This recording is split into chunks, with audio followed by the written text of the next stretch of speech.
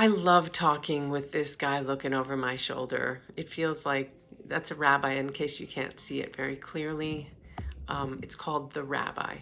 And I like having him looking over my shoulder when I'm talking because I feel like I'm connected with my ancestors and that strength. And I feel like I need that strength, especially when I'm reading about Noah and the destruction of all life on earth. It's just so close to home. It's really hard. And I'm always embarrassed to admit it, but lately, or slowly over the past couple of years, I've stopped listening to the news. It doesn't mean I don't get news. I've just stopped listening to it. And I guess I'm trying hard to numb myself so that I don't feel the pain all the time and carry that around with me. I don't want to hear daily about all the climate disasters. I don't want to hear about the politics that I can barely influence with my vote, and I do vote and I believe in it, or about the gerrymandering and the redistricting to capture votes. I don't want to hear about that. I know I'm tired of feeling hopeless and of screaming. It just hurts my throat. I know how messed up our system is. I also cringe as I walk past the ever-growing, overwhelming number of people that vie for space, storefront space on my corner as I leave my house. They're begging for some coins, and I cringe as I walk by. I don't want to give them money anymore. And I feel guilty because I'm supposed to be able to look suffering square in the face. Yes, in the space. And I'm supposed to feel it. I'm supposed to empathize and offer something. I'm supposed to empathize. What a terrible rabbi I will make, I think. That's what it makes me think. It could be argued that developing empathy is the center of all religious and spiritual practice. Love your neighbor as yourself is a major tenet of Judaism, to be sure, no matter how annoying your neighbor can be. The truth is, I do feel the suffering so very, very deeply. And then I hear this doctor guy, Zach Bush. He's an MD. You should look him up on the internet. He's got his own website. He's got videos all over YouTube. He's amazing, and he blows my mind. And he says one of the worst things is empathy. One of the worst things we can do for another person is be empathic.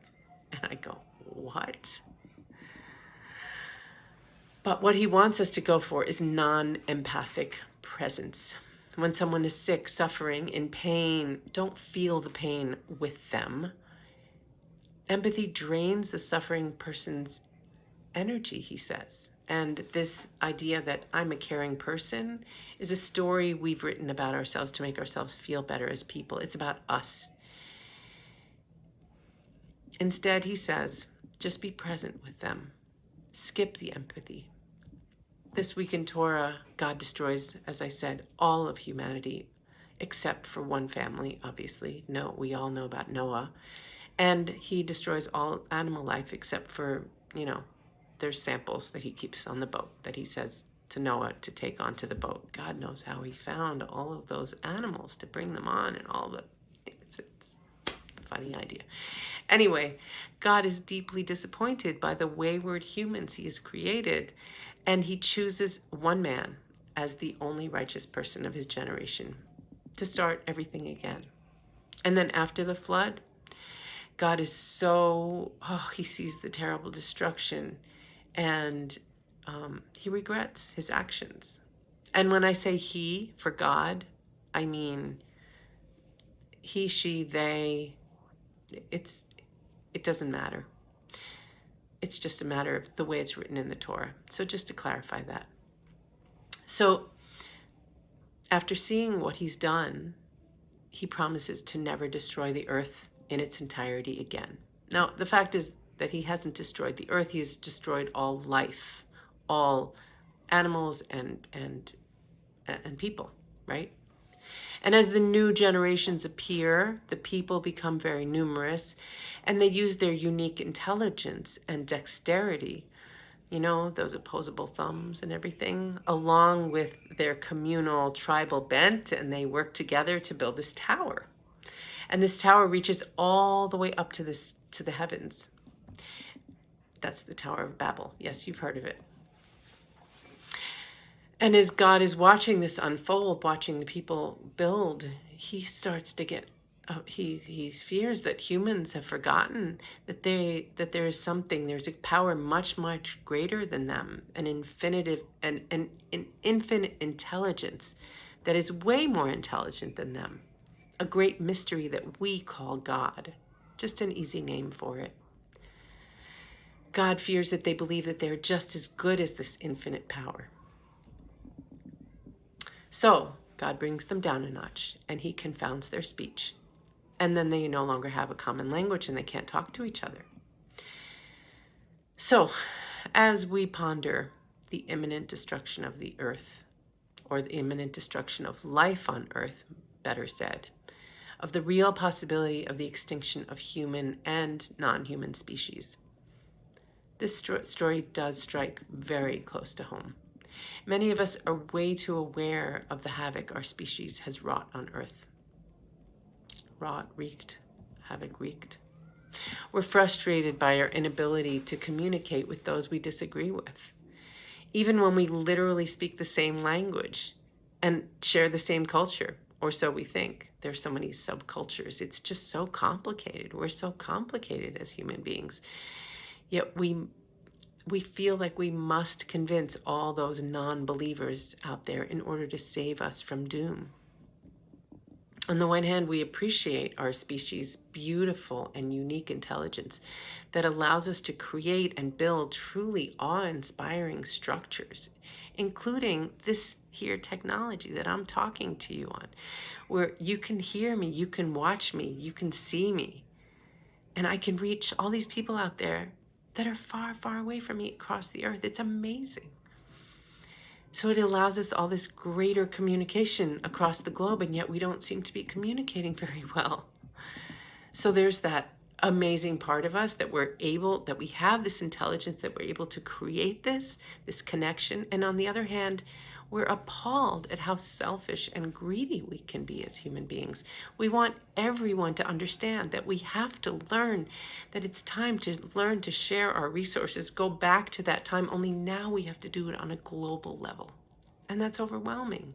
And we weep as we see how this technology that we've built, this incredible network that we've built, is used to kill and maim and spread hatred across the globe. We're imperfect, contradictory beings. We're full of so much love and also so much hatred and anger. This mystery made us, and we're a strange mixture. We might wonder if maybe God was right to be so deeply disappointed in humanity as to destroy everything. That's when we're feeling really down. That's when we start to think that. Yet there was one thing God couldn't destroy, and God must have known this. He must have known that all plant life, even though it was underwater, that it was going to survive. And it does. It revived. He didn't have Noah save the plants.